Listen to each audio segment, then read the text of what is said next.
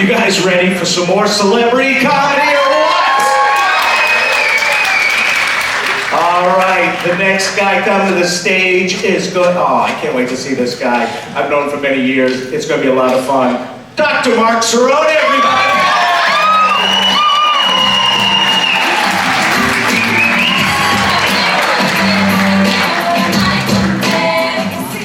Thank you, Scott. That was really nice. Woo, thank you. Sorry, I need this. Thank you. First of all, I'm taking the mic off the stand because anyone who knows me knows I can't stand that still for that long, not move around. So I'm going to be moving. But thank you guys for coming. I've been listening backstage, and by listening I mean trembling. But hearing you guys laugh and support my fellow amateur stand-up comedians has been reassuring that it's going to be okay.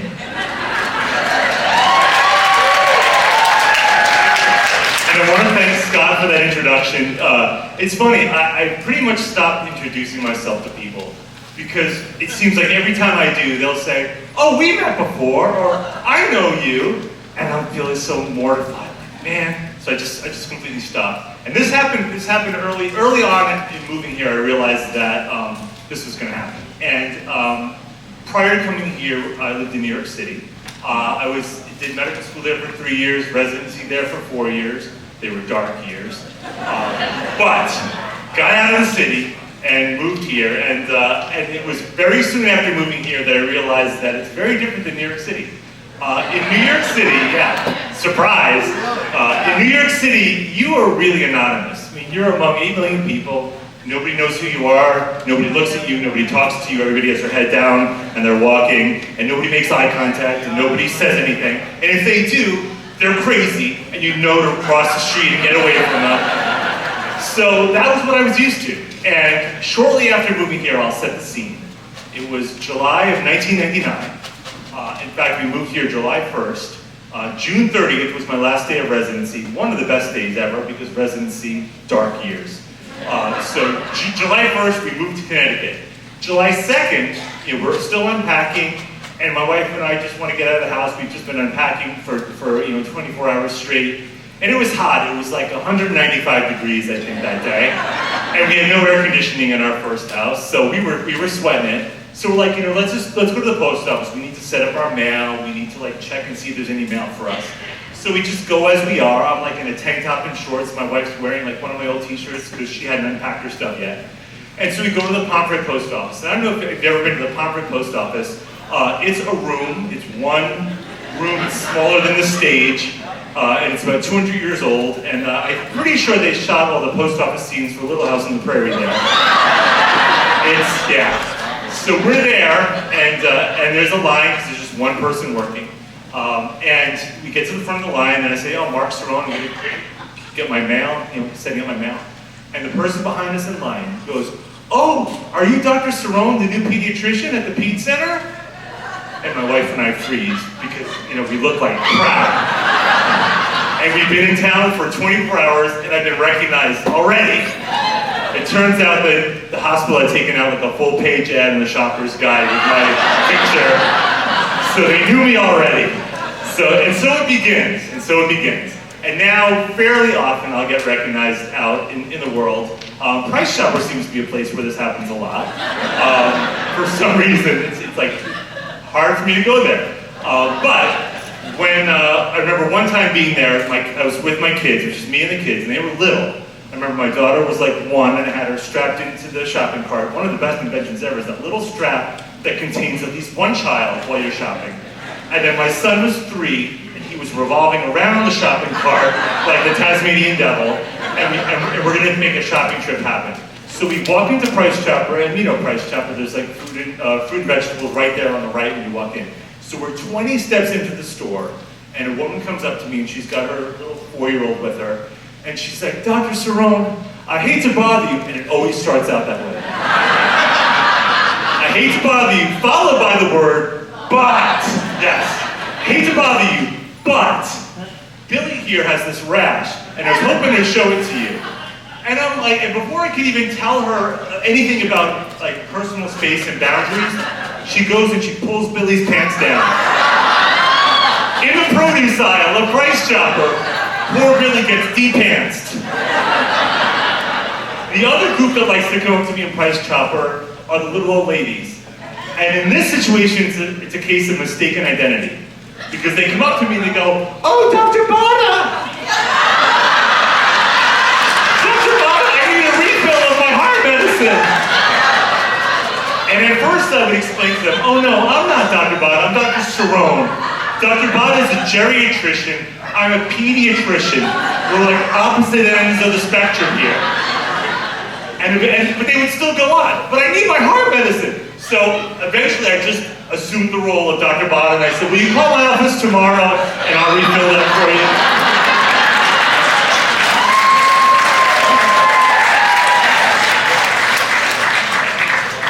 So like I mentioned, I was in New York City before coming here, and when you're a medical student and a resident in New York City, you get to do a lot of stuff because, like I said, 8 million people and not nearly enough doctors. So you learn everything, you do everything. It was a great experience, and I felt coming here, I felt I was ready for anything because I had trained in New York City.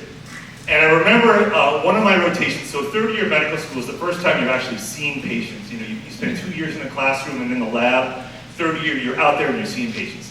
So I was in the emergency room during my ER rotation, and I was with a friend of mine, Marianne. And Marianne and I had been in an anatomy lab together. So we had been through a lot. We dissected a cadaver for an entire semester together. We named her Louise. We dissected Louise together for a semester, so we were close. So she and I were working this shift, and we we're in Kings County emergency room. Kings County is like the belly of the beast in Brooklyn, New York. It's a tough place. Tough place. And it's Saturday night, middle of the night, okay?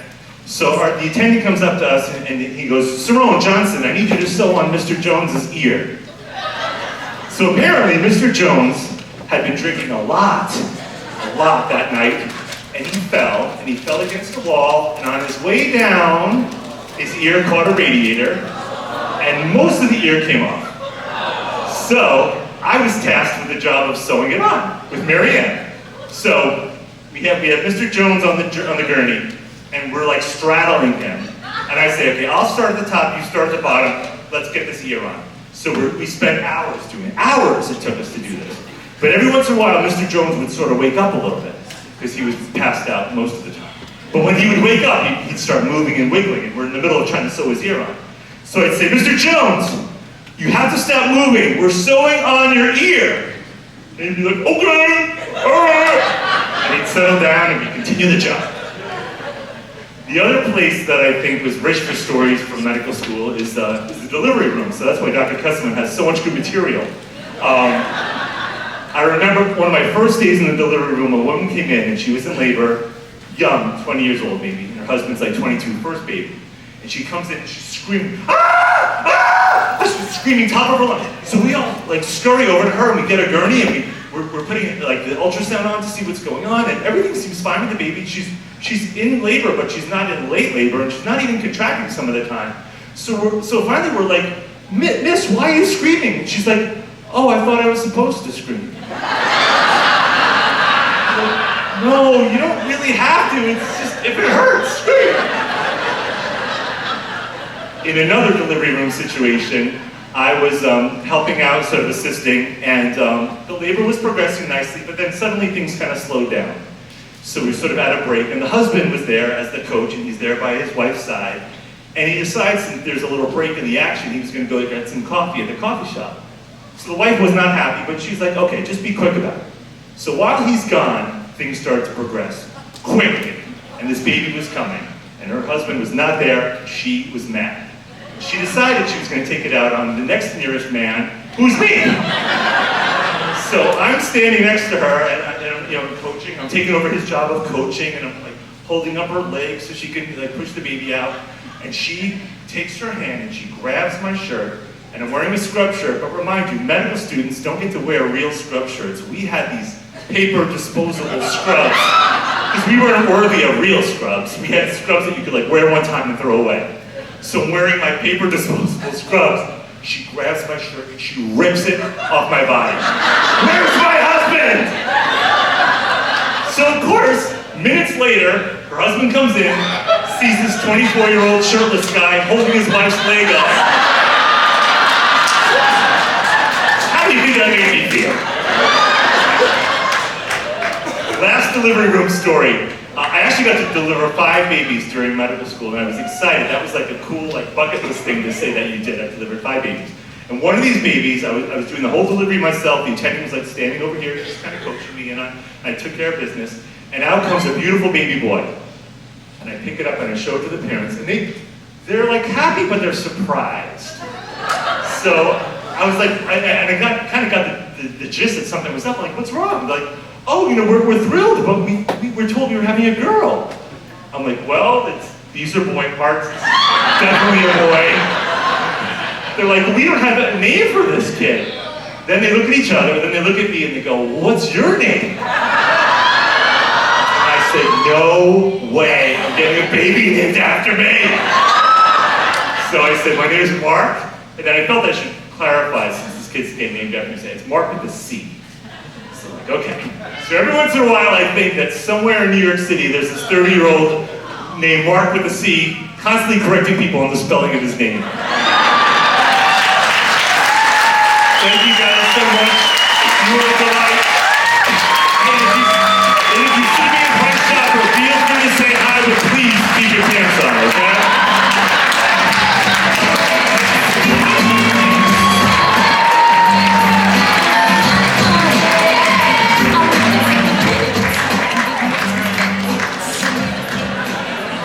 I hate all these tall-ass celebrity comics. One more time for Dr. Mark Serone.